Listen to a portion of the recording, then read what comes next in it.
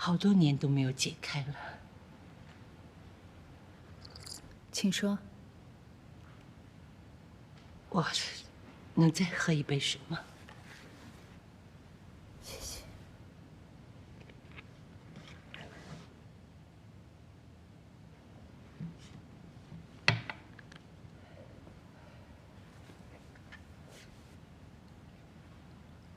我有个弟弟叫俊俊，8岁那年他死了。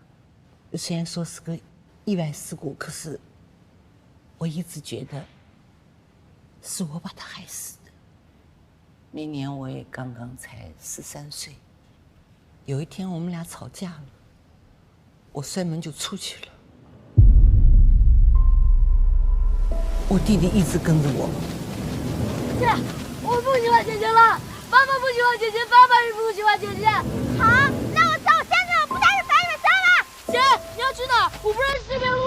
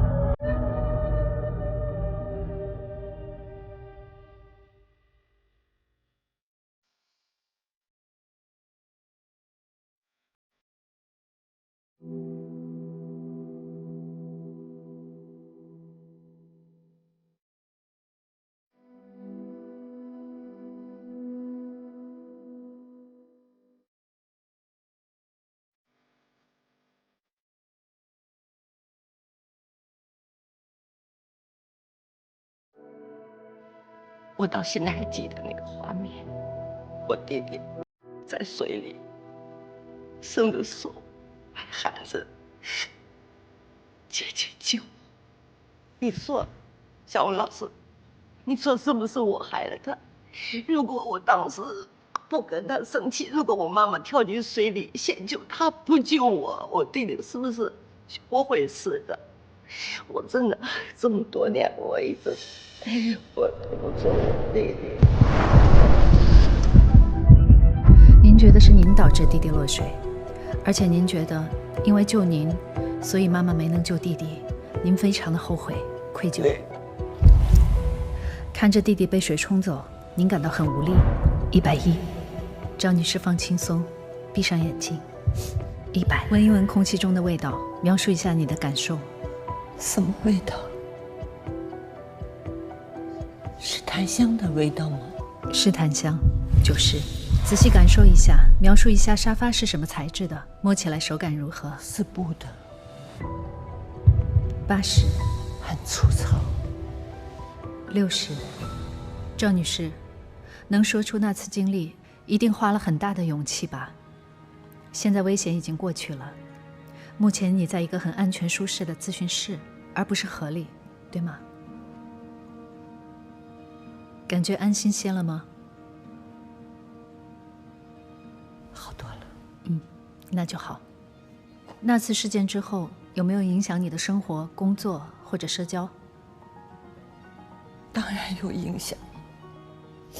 比如说，我总是做噩梦。梦境大多是关于什么？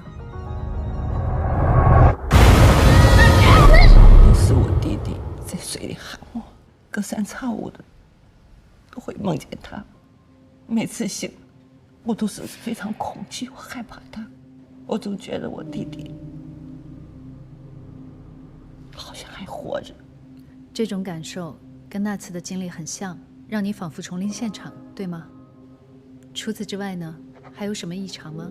我还是特别害怕比较封闭的地方，我一进去好像就窒息了一样。赵女士，我这里没有可以开的窗户，您感到害怕吗？有一点。不过，你这个房间还是挺大的。再说还有一个你在这里。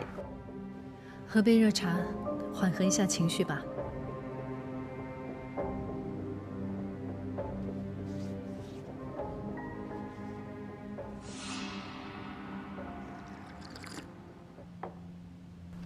冰冷、潮湿。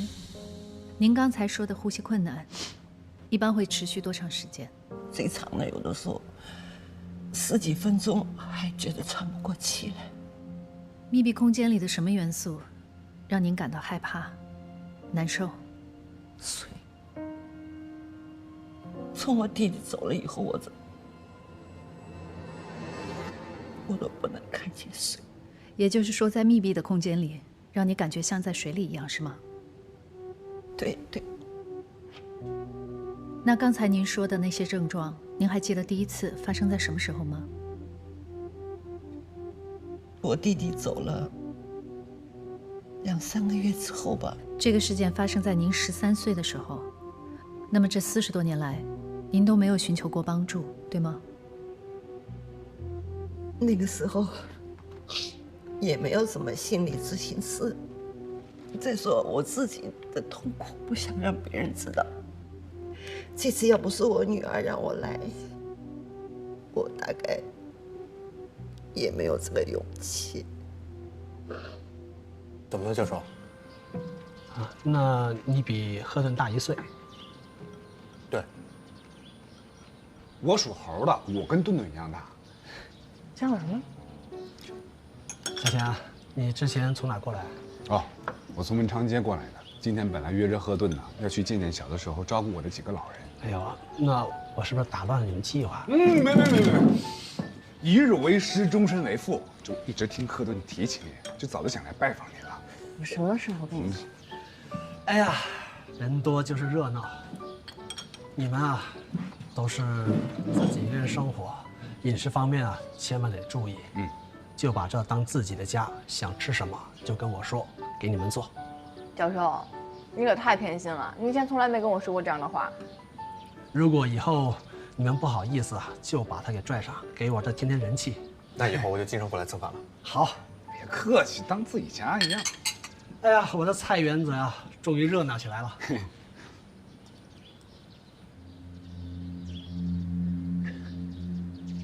吃饭。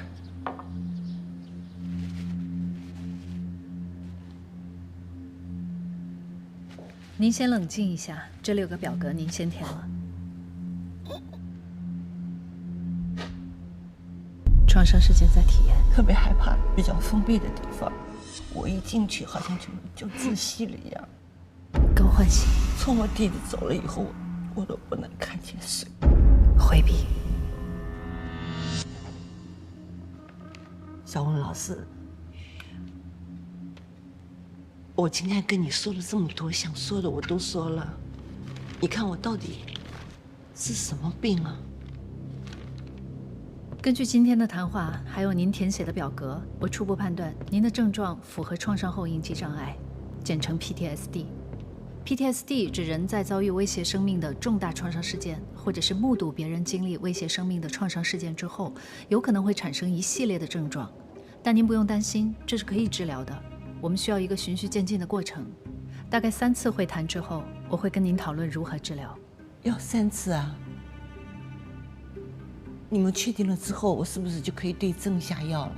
我这里并不会开药，但如果我认为您需要药物治疗，我会提供您建议，或者是推荐您适合的医院。但现在首先，我需要跟您了解更多的信息，再跟您讨论如何开展治疗。针对 PTSD， 延长暴露疗法是现在最有效的治疗方法之一。我会帮您做情绪稳定化的练习。再来是直面创伤，还有创伤的整合。因为创伤会损害我们的相关记忆，透过治疗可以帮助您重新整合破碎的记忆，从而帮助您恢复适应。那整个治疗要多长时间呢？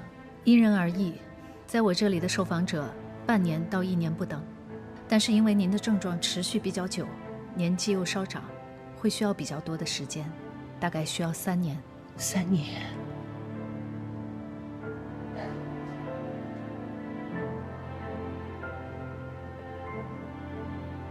我大概当不了3年了。成不成？还好。马上到了。我们要不要等佳慧一起啊？等他干嘛呀？他车停好了，自己会过来。没关系。齐萌，哎，来了，来啦！哟，哎呦，好，欢迎欢迎欢迎！哎呀，哎呦，看，何东给你们买了水果。哎呀，来就来了，还买些水果，哎，就是啊，哎呀，我来介绍一下啊，这我齐伯，齐伯好，齐伯母。齐伯母好。这姑娘可真漂亮，漂亮，大眼睛，樱桃嘴儿，好看。别，快带人家坐，走。哎，水果来了！哎，秦伯，哎，啊，秦伯好。哎，这就是河豚哦，河豚，OK，我知道。来，阿妈，水果大会，阿妈，阿妈好。是啊。你家怎么这么多人啊？就是不正常，你看。对呀，长得真水灵。今年多大了？哦，我今和开开同岁，般配的很。算我俩猴，哎同岁和开开。般配。王姑娘，你家还有谁呀？哦，我家就我跟我妈2个人住。那你做什么工作的呀？我目前在。少问几句，让人家贺姑娘吃水果。对，没事的，阿姨，我是心理咨询师，对。我来说一下吧，就是说，哎，你心里堵得慌，你不开心了，你找何顿聊聊天，你一下子就开心了，是吗？对。贺顿这个节目我可喜欢了，我听到你的声音，我的心里就可舒坦了。我也是。我会。哎，这位是？佳辉进来，这我朋友叶家辉。哦，佳辉，佳辉来吧，叔阿姨好，佳辉进来坐。各位叔伯好，快坐，给你们带点东西。哎呀，太客气了，太客气佳了。辉，这些都是我的家人。没看出来吗？你们到多少？刚到，也一直在吃水果聊天。要不使唤使唤那孩子去干点活，给开开他们多一些相处的机会。对。那个佳辉啊，你是干什么工作的？我学医的。哦，学医的。这个职业好哎，可吃香啦。我跟你说啊，家辉特别厉害，是个大夫，特别擅长扎针灸，专治各种神经。啊，这个神经科，专门治疗神经病。这俩孩子。那佳辉啊，那你会不会做菜啊？会一点。那帮阿姨厨房帮忙怎么样？好，没问题。阿姨，我也可以。都别动，都别动，有佳慧一个人就够了。来，我去帮忙。开，多聊会儿啊。哎，哎，这家辉神啊，去哪儿都能引起骚动。我看是你引起骚动吧。妈，这个月成本支出是12000，这也太多了吧？咱们尽量把水电费控制在200以内，进货价控制在7、8千，可以吗？知道了。妈，你怎么又进那么多货呀？这卖不出去，亏的是咱们自己。这你就不懂了，我这批货呀，这个丝面、金牌、虾饺卖的可好了，这冰箱里都没货了，我赶紧补货。听你的，听你的。丽丽啊，你跟那个谁分手了吗？啊，分了。嗨，分了好啊，咱必须分。咱们不能昧着良心做人，是吧？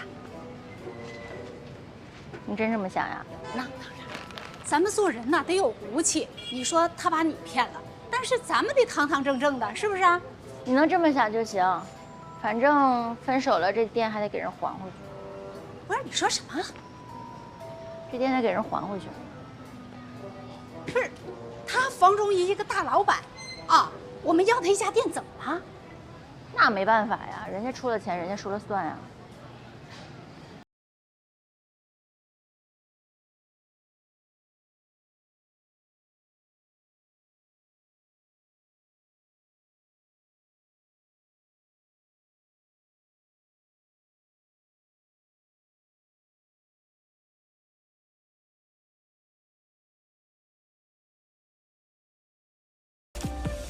哎呦喂，现在那年轻人啊，真厉害，这么好的厨艺啊，真的是少见哎。这些你都会做？没问题的。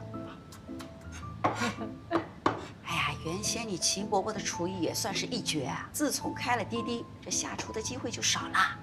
他为什么不在家里享幸福呢？开滴滴好啊，这一路上能碰到各种各样的乘客，有一上车就睡觉的，有一路打电话的，还有一些跟他唠嗑儿，什么失恋啦、跳槽啊，还有吐槽，可有意思啦。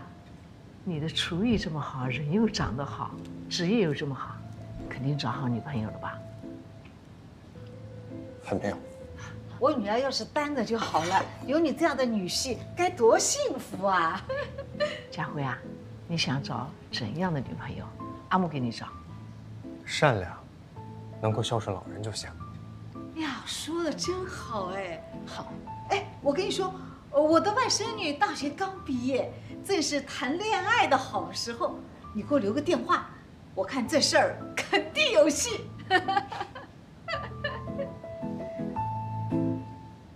这个房中礼呀，他怎么比你那死鬼的老爹还抠啊？啊，他有错在先，他不应该赔偿吗？况且你这送出去的东西，我哪还有要回来的道理呀？哼，还亏得他是一个什么成功人士，我呸！我一个没文化的，我都比他懂得多。我，哼，你真这么想要这个店呢？当然了。行吧，那我就跟他复合呗。不是。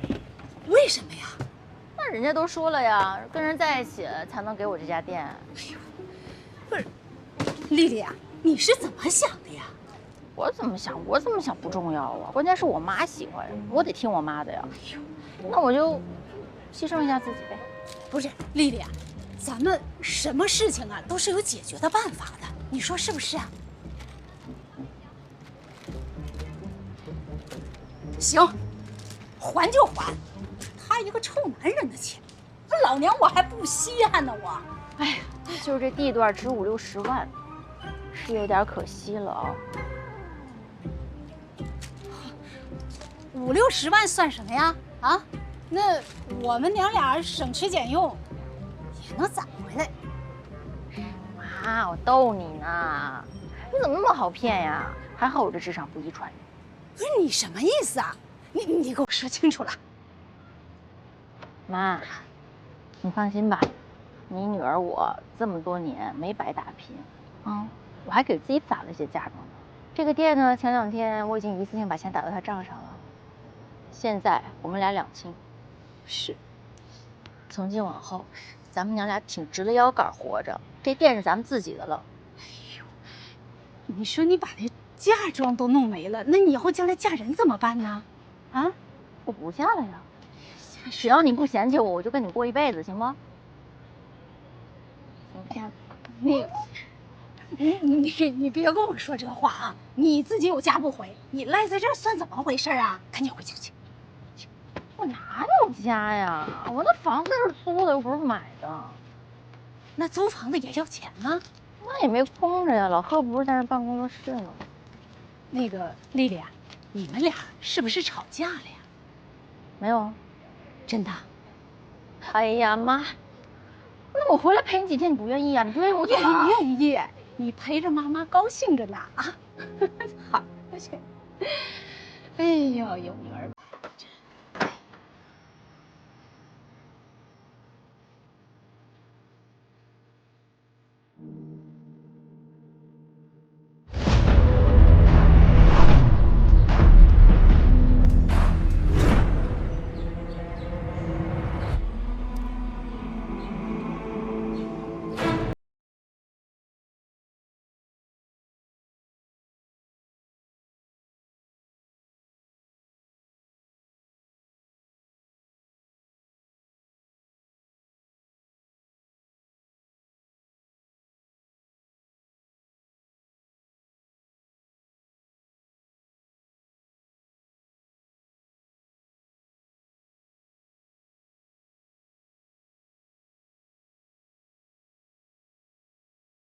赢了，解散，赢了，哎，这就是我们今年啊文昌街的第1次迎接，可喜可贺。下跪啊！后生可畏呀！我甘拜下风了。都是各位叔叔伯伯们教的好。你不知道现在这个后生啊，真是。哎，各位，我不能陪大家了，我这个第一约单7点钟有一单，我得去备车了。啊，大家别忙着走啊，咱们搞一次活动啊也不容易，一定要喝个瘾，留恋，我都准备好了。好，来，3、2、1，文昌街。旁边闪着金光的，那这个谁管谁啊？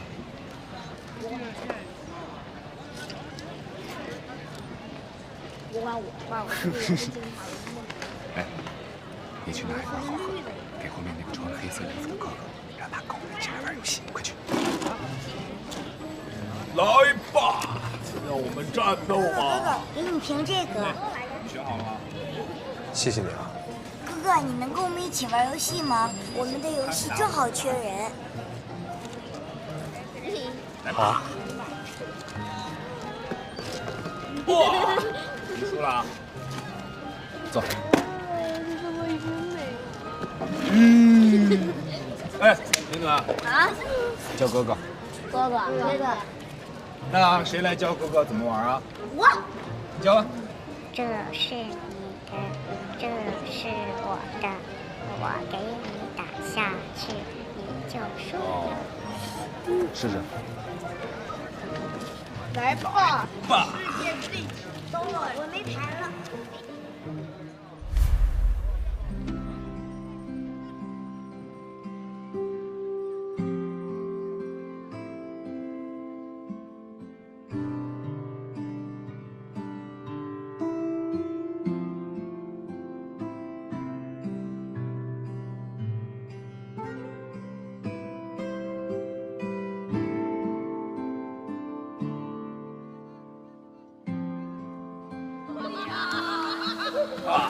这里可真有烟火气啊！你可以经常来。我来暴击了。抱起他吧。该你了。怎么了？没事，我就是很惊讶，你一点都不像失去家庭的孩子。他们都这么说。别得这街坊邻居啊，交给你都把我当亲儿子一样。都这么多年了，我也该跨过去。嘿嘿。即便是这样，你一点都不感觉到孤单吗？会啊，但是未来还有那么远，也不能总活在过去吧。我来打。我接个电话。你来啊！你打不打？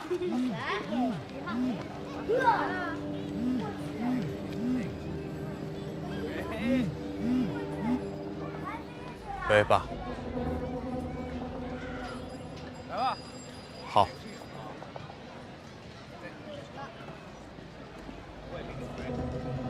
哎，我用这个打你了啊！开义，我打中间这个。我有点事情，我要先走了，你帮我跟贺队说一声。行，那你随时过来呗。谢谢。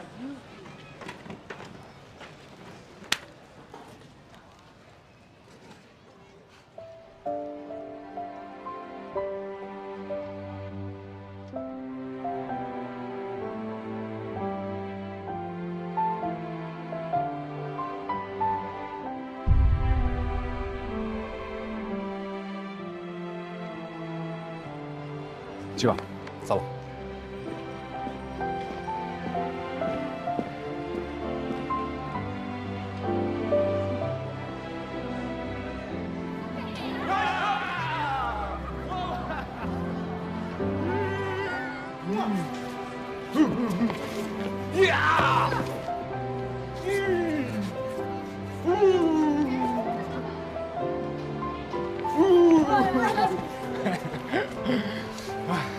行了，自己去玩去吧。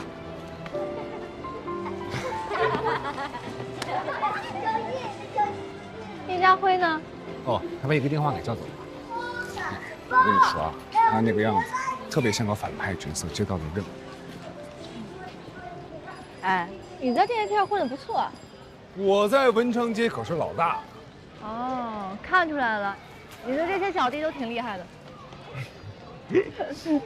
哎，我跟你说个事儿，咱们新飞夜话呢，要做一个心灵之桥的活动。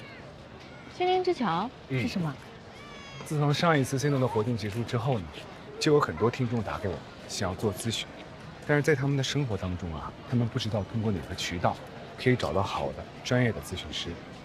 刚好呢，也有很多咨询师听了咱们节目之后啊，找到我们，说他们可以给这一些经济困难的听众做一个低价的咨询，所以我们就想，我们刚好可以把他们结合在一起，做一个桥梁的作用。这很有意义。哎，我能报名吗？当然了，你可是我们的王牌心理咨询师。少来吧你。不对，你还记得吗？那个时候我找你，我说你为什么想开心理咨询室？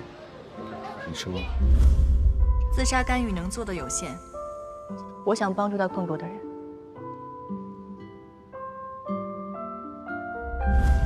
所以现在看来啊，咱们节目真的可以帮到很多人。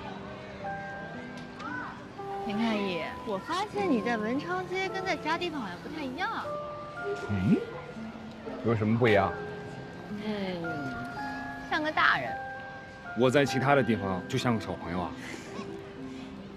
哎，那你是喜欢我像小孩样的，还是我像大人？都不算讨厌吧。不讨厌，那就是喜欢。哎，两者不一样好吗？不，你看，没事吧？你看，你有点关心我。我是怕你摔死，好吧？哎，王哥，来，有火鸡吗？有。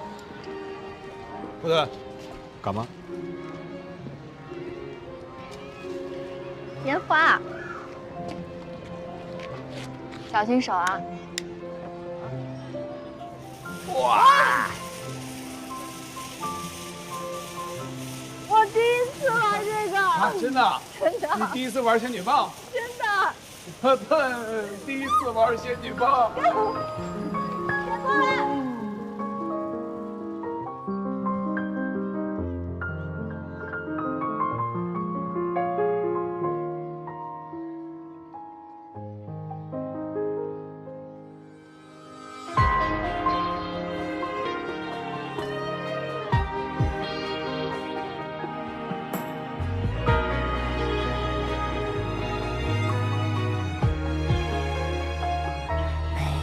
晨曦绽放出一朵花语，这里有你与咖啡的香气，无论是阴霾转雨，还是天气忽然放晴，我都想和你在一起。一阵雨，轻轻的、远远的飘出了天际，也带走我蓝色和多云的回忆。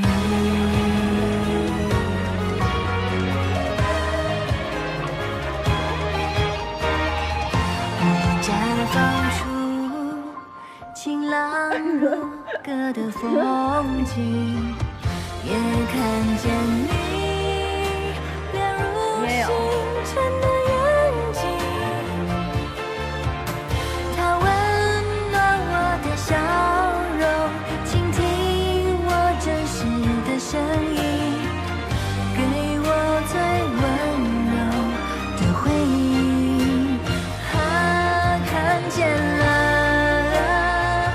美丽的爱情，忽然之间来临，牵你的手，我能感受到你的心，牵你的手，我能感受到你的心。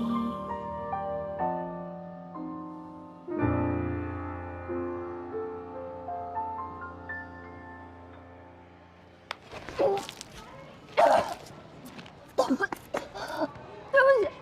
不起，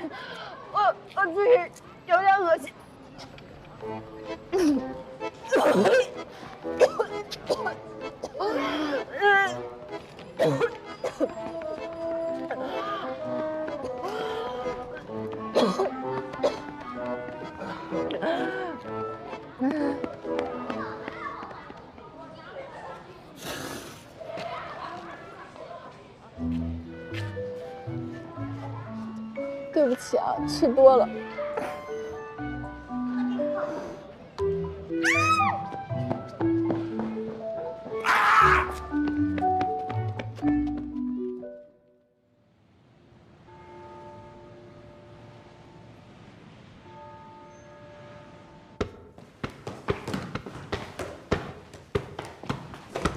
接球，接球。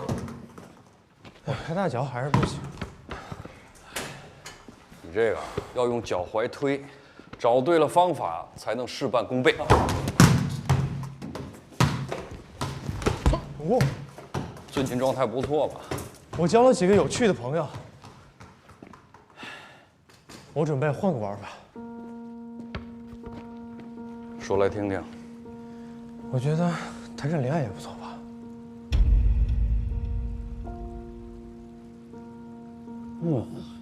儿子终归是长大了啊。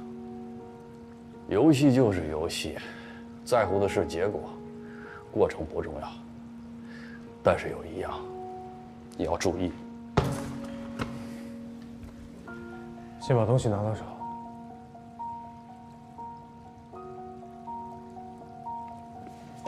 放心吧，爸，你没事吧？没事没事，你小子劲儿真大。哎呦，哎，歇会儿就好了，歇会儿，不急了。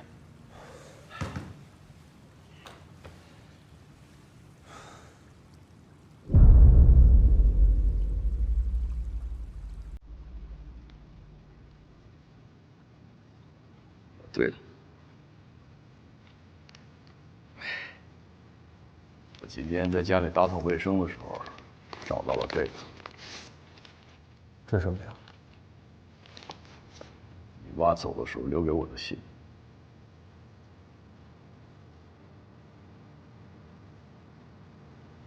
算了，今天难得咱们俩这么开心，要不然就别看。没事儿，20多年都过去了，我也不是什么小孩，没什么过不去的。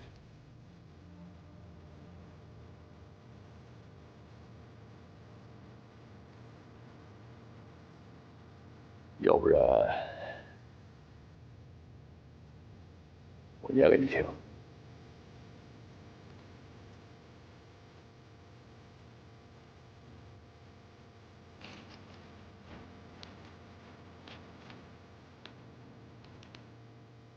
致继承，你曾在我生命中扮演过很多重要的角色。我的兄长，我的朋友，我的丈夫，在这些关系里，我都是一个接受者。我的一切，包括我的疾病，我抛下一切离开，是我要用一生去背负的过错。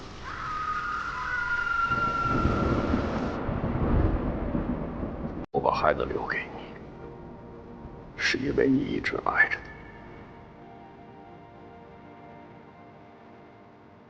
希望你能继续护他周全，给他安稳的生活。我会用我的方式和自己的病和平相处。答应我，不要寻找，为了我，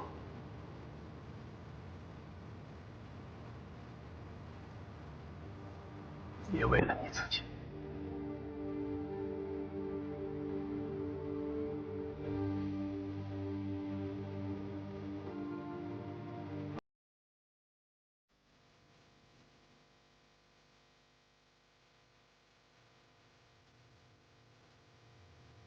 要不是季景聪，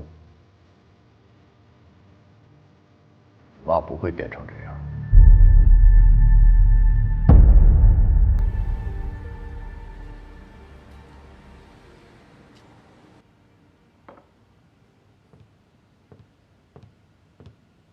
5斗玫瑰花，2颗红枣，80度的热水，帮你恢复精神。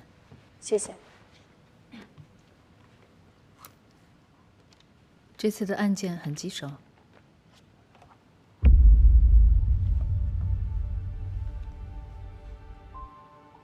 上次特勒斯弗罗斯的案例之后，你就没有回来过了。我以为我可以清闲一阵子呢。案例报告，给我看看吧。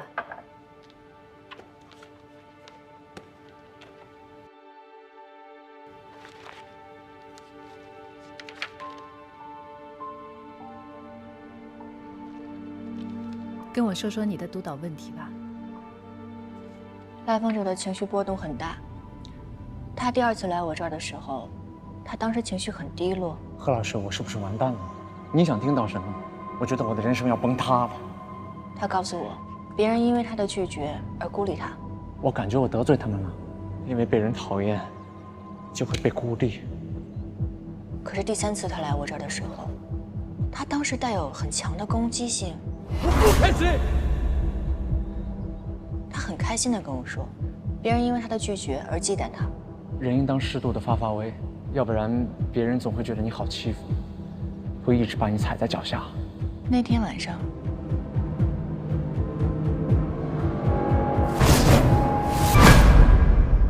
你觉得他攻击你的具体原因是什么？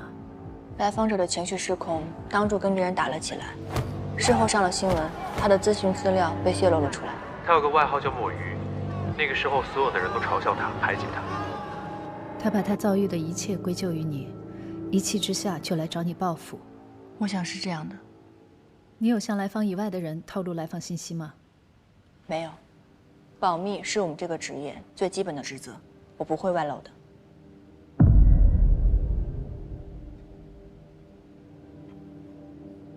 再喝一口吧。谢谢。